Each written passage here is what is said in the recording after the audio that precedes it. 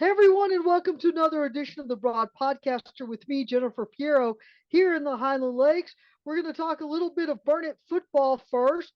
Then we're going to talk about the Marble Falls Mustangs head football coaching vacancy. But first, let's get to the good news. The Burnet Bulldogs won a big game last week, beating Somerset 42-13 in pouring rain, Daniel. I don't know if Mother Nature is a football fan or not because the game started with rain and it ended with more rain, but give Burnet a lot of credit finding a way to battle through the elements at Rattler Stadium in San Marcos, scored the 42 points, and really put Somerset away. Um, I listened to the second half of that game where Barnett just really seized control of things. Had some big plays from big time players. Like I said, Dash didn't had 22 rushes for 123 yards. They were very balanced on offense. 179 yards on the ground, 172 through the air, 351 yards of total offense. Held Somerset to 228 yards. They had 126 on the ground, 112 in the air. That is official. That was from Coach Wood and what he and his staff, uh, what they recorded off of the tape when they saw that. Rhett Murray, again, very, very effective, took excellent care of the football. Um, can't be right. Hang on. Okay, there it is. He completed 6 of 14 passes for 179, 4 TDs on the night. Um, Grant Jones had 2 catches for 79 yards, but one of the catches, and you can see it on Twitter. I actually put it as part of my 10 insights. There was a 70-yard catch where Murray threw to a spot, Daniel. That means that he threw the ball before Grant got broke into his pattern. Well, he put the ball up there, threw it to a spot. The safety came up. The quarterback was with Grant, and Grant outleft both of the defenders, grabbed the ball. They hit each other, and he went 70 yards the other direction for the touchdown. But in the video, you just see Murray throwing to a spot. Grant is nowhere in the video until you see him leaping up for the ball. That's literally what you see is him jumping straight up in the air for the ball.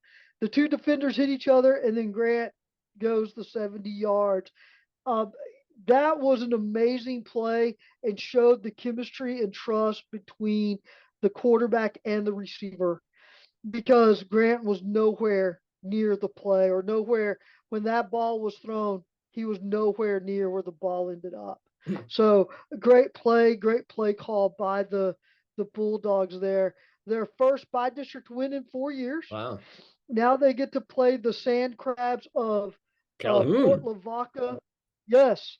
And Calhoun runs the triple option.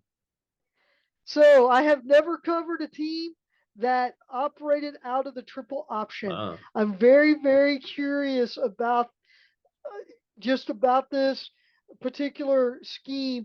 I had a chance to talk to Coach Wood earlier today, and he said that they have seen the triple option. It's quite popular in the Panhandle because he was at shallow water, so they've seen it more in the Lubbock area than he sees here in Central Texas.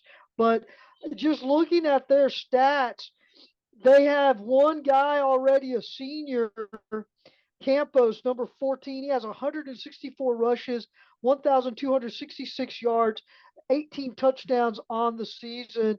Their quarterback, a junior, Parker, he has 131 rushes, 637 yards, 17 touchdowns. And of course, what they like to do according to Coach Wood is they like to get the 3 yards, 3 yards, 3 yards. They get the defense thinking run, and then pop one for a 20-yard pass. Because Parker's completed 14 of 26 passes, 357 yards on the season. Let me see if I can find his touchdowns here. 3 touchdowns, 1 interception. So they have, as a team, 3,808 yards on the ground. So that's not bad for 11 games, averaging 346 yards per game on the ground. So playing at Bastrop Memorial Stadium.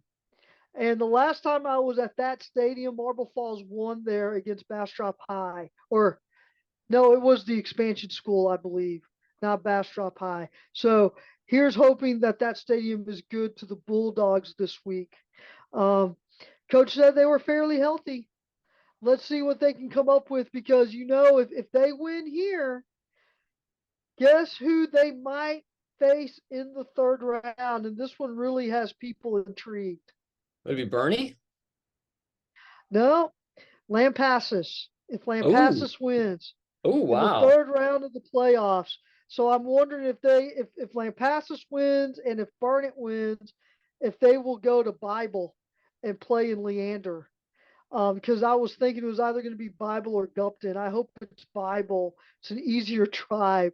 Um, but that was my thinking that if those two teams survive, but we'll see. Your thoughts on the Bulldogs? Do you have any? Okay. Yeah, you mentioned that pass that thrown to the spot. I think it goes back to show some of the maturity Burnett's shown in this last few games, the last in district specifically. And then I'm intrigued by the sand crabs in that way. They're the same team last year that knocked Canyon Lake out of the playoffs in the second round. I Ah, think it was 28-13. But yeah, they're a heavy running team. I mean, the JC Campos against Zapata last week had 17 carries, 168 yards, 4 touchdowns. I mean, they spread it out. But then the quarterback had two touchdowns through the air and 150 yards passing, which is quite a bit for their average. So they seem to yeah, play that game pretty close about both passing and rushing, where typically it seems like they prefer rushing.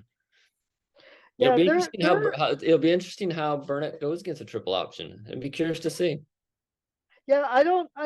I feel better knowing that Spear, the defensive coordinator Ben Spear, they know how to defend it.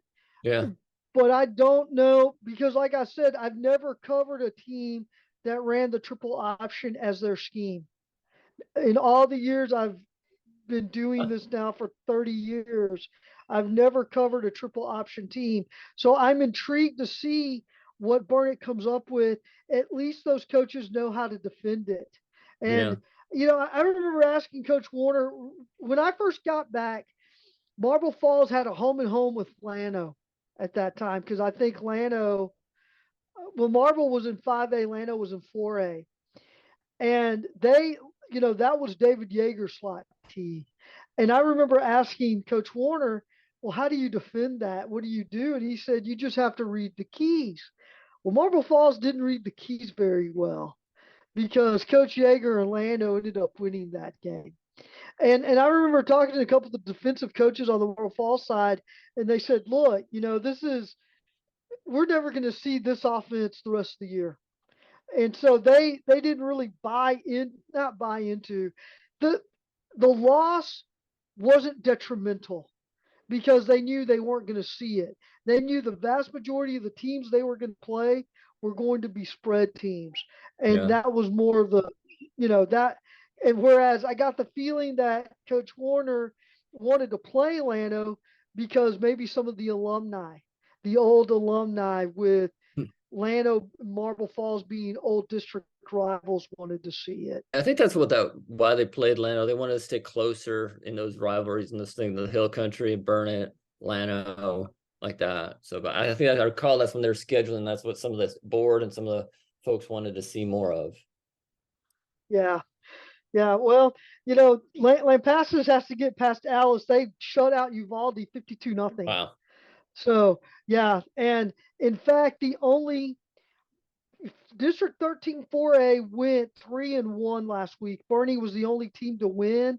And that Bernie Taylor game, I think, was sort of close in the fourth quarter. I want Oh, to say it wasn't.